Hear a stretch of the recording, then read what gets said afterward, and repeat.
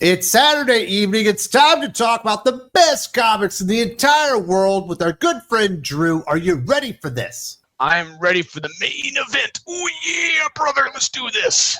And we've got plenty of comic books to recommend this week. But first, we do need to talk about Batman 161, Hush 2, Chapter 3 or 4 or whatever.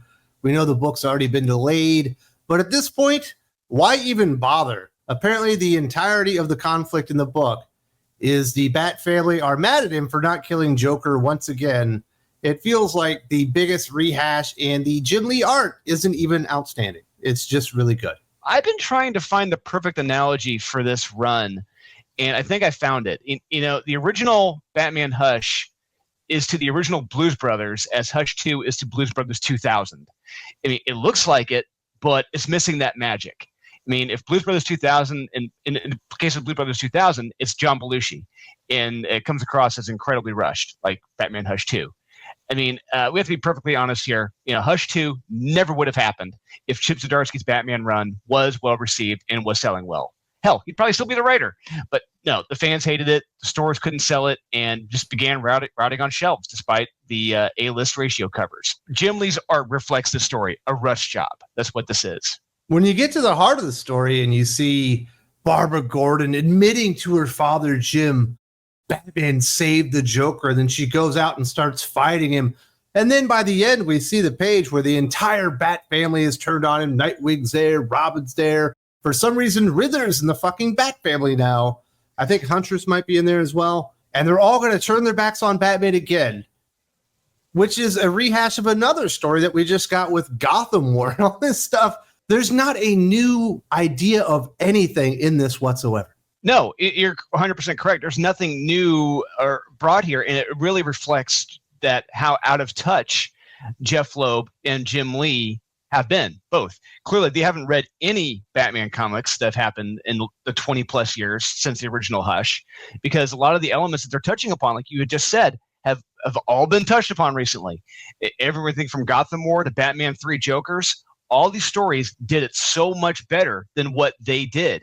And it just really shows you that they're really late to the game, out of touch. I'm ready to wave the white flag, admit this thing is just simply awful, and I guess somehow, some way, be more excited for a Matt Fraction Batman run. That just shows you just how desperate we are for a good Batman run. We want a Matt Fraction Batman run. And look, let's be honest, his Iron Man run was, I think, okay at best, maybe. His X-Men run, pretty damn forgettable. But I mean, if anyone thinking that this is going to be fantastic, so like gangbusters, I mean, just lower your expectations. That's what we have. It's sad that we have to do that anymore, Wes. Lowering our expectations for how good things can be, and that's what we've had to do for this Batman Hush series, having to lower our expectations, whether it comes from the storytelling from Jeff Loeb or the art from Jim Lee. And let's be honest. Look, I mean, Jim Lee is a celebrated artist. There's no doubt about that. He did some great stuff in the past, but he's in his he's older now, and he doesn't have his fastball anymore. Now, does that mean that a lot of older artists don't have their fastball? No, that's not true, because artists like John Byrne, Jack Kirby, Neil Adams, Dan Jurgens, Williamson, Frazetta, Wrightson, all had their fastball into their 70s. Jim Lee just does not have it anymore, and he just needs to hang it up. Could not agree with you more. What a disappointment that series has been.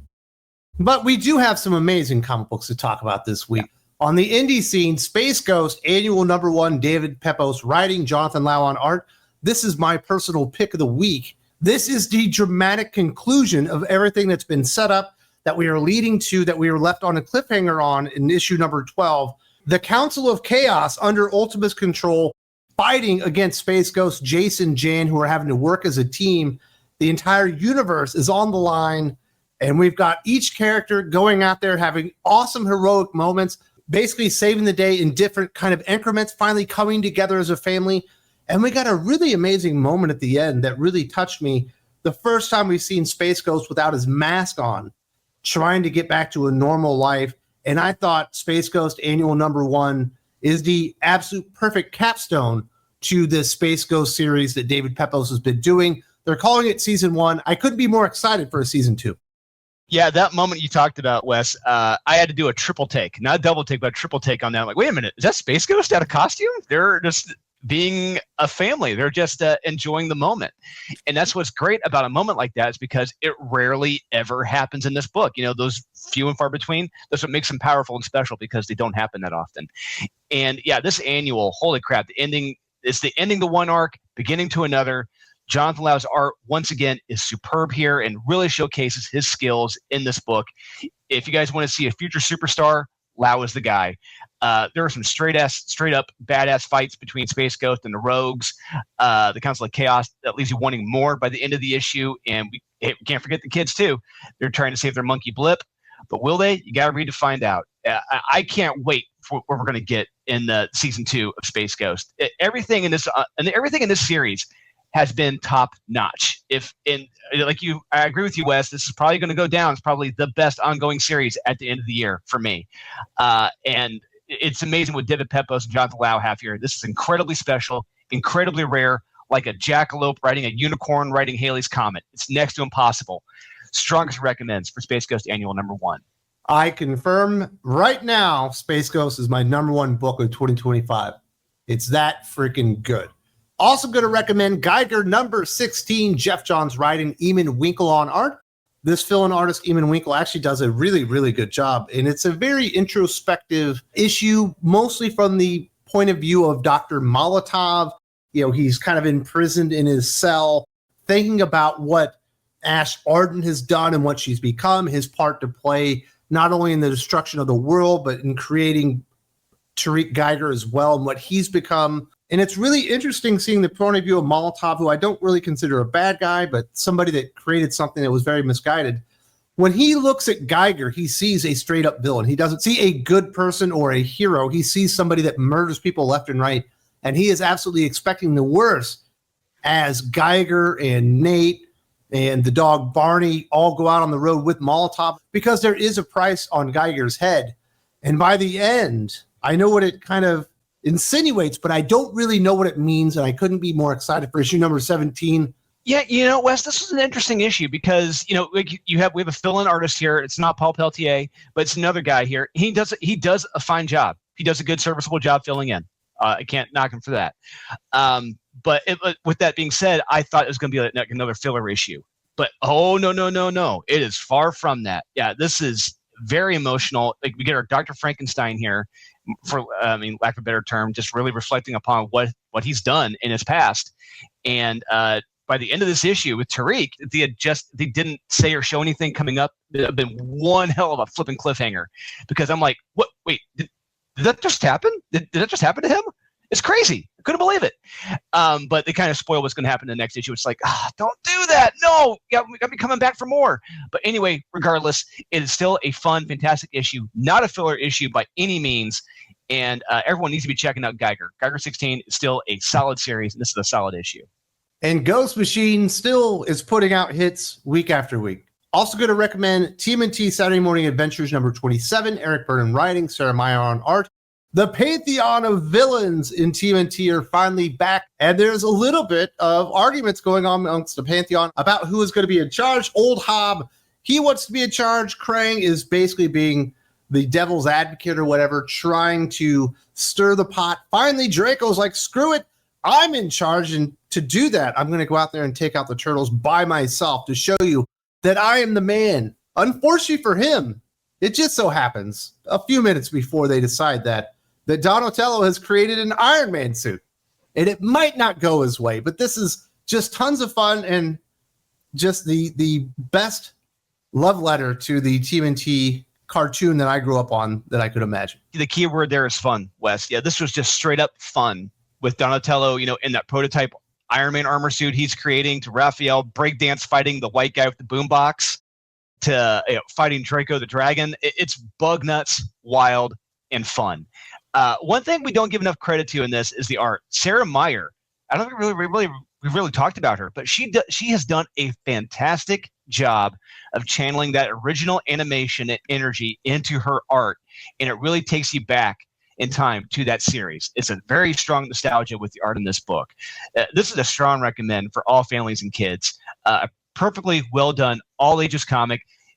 Grab your son or daughter, put him on your knee, crack open TMNT Saturday Morning Adventures. Everyone's going to enjoy it. We've gotten over 2 years of that series, and it's been so much fun. Also going to recommend Feral number 15, Tony Fleek's writing, Trish Forster on art. This is more of a you recommend. I actually didn't get to Feral 15 this week, but we do have the ongoing adventures of these cats that are trying to stay alive during this rabies zombies outbreak thing. I believe they're still at the pet store at this point. That's correct, sir. Yeah, and as we all know, like when there's tragic events or disasters taking place, sometimes people find love. And this is what we have here. Gigi and my boy Lucky, yeah, they're together now. And Elsie, she just might have found love with someone else. But what does this mean for the rest of the cats, especially the ones who are living in the pet store, who are originally from there?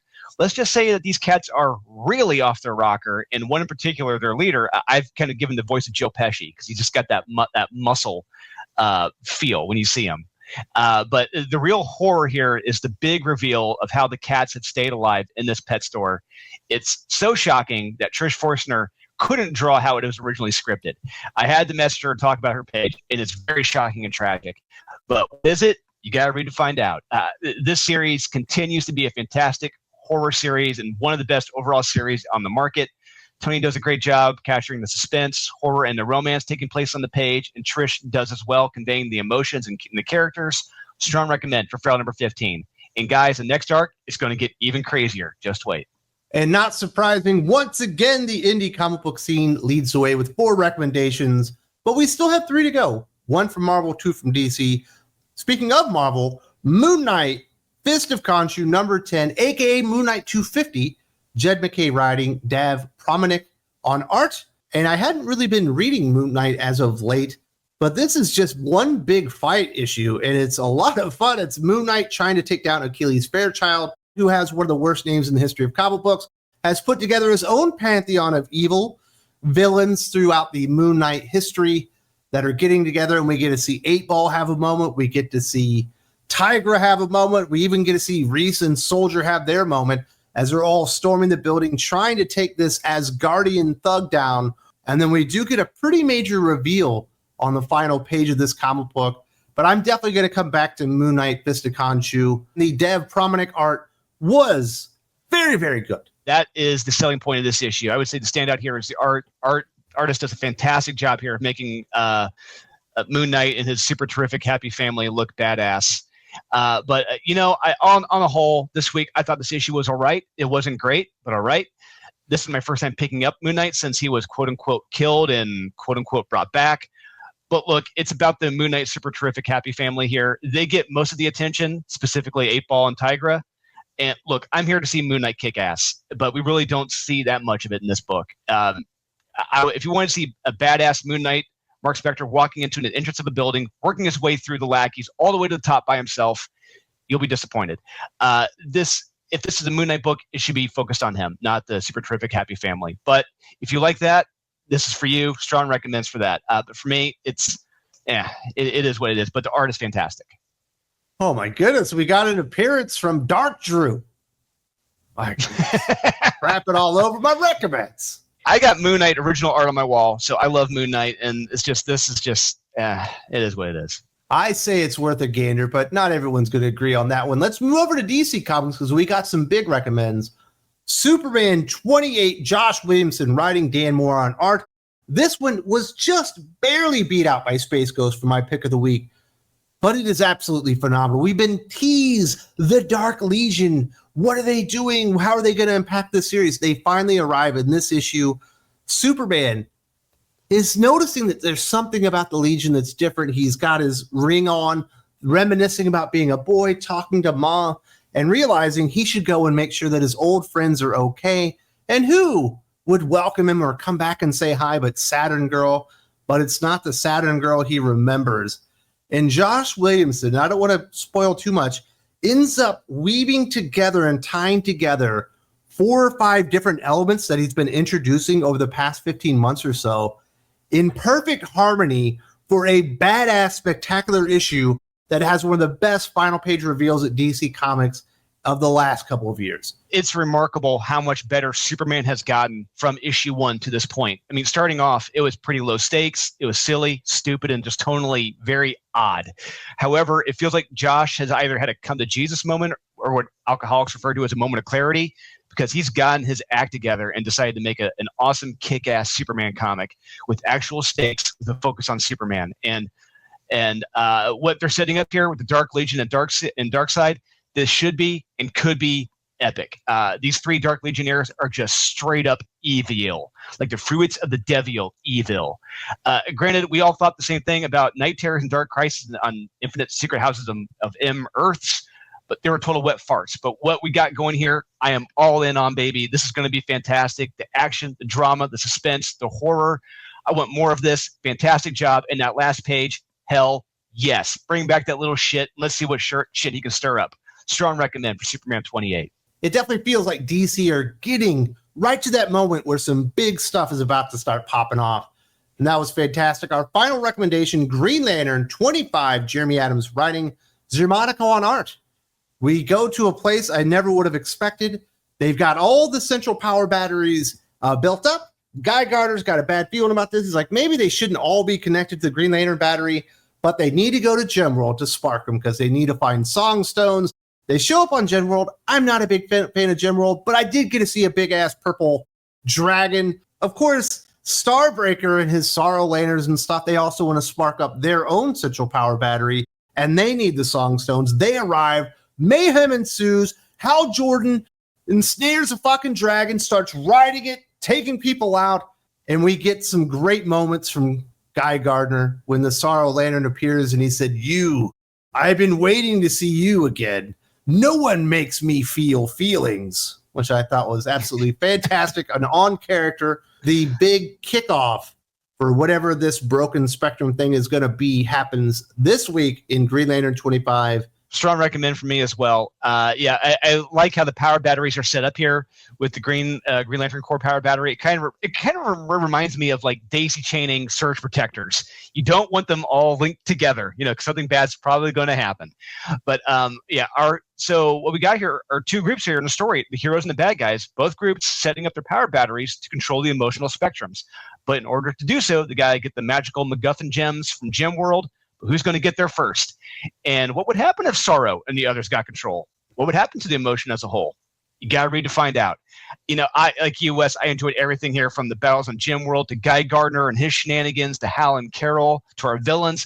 It's all enjoyable, grin-inducing fun. This right now represents the very best from DC Comics and what the other mainstream ongoing titles could be and should be. Strongest recommends from Green Lantern, Jeremy Adams. This series just keeps getting better and better.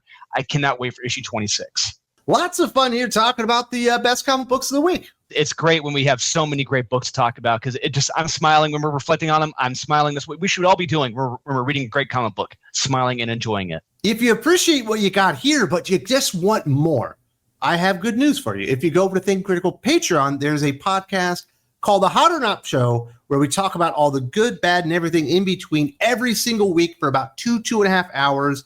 Every single Wednesday with our good friend Jim from Weird Science Reviews. Hope to see you there very soon. There is a link in the video description.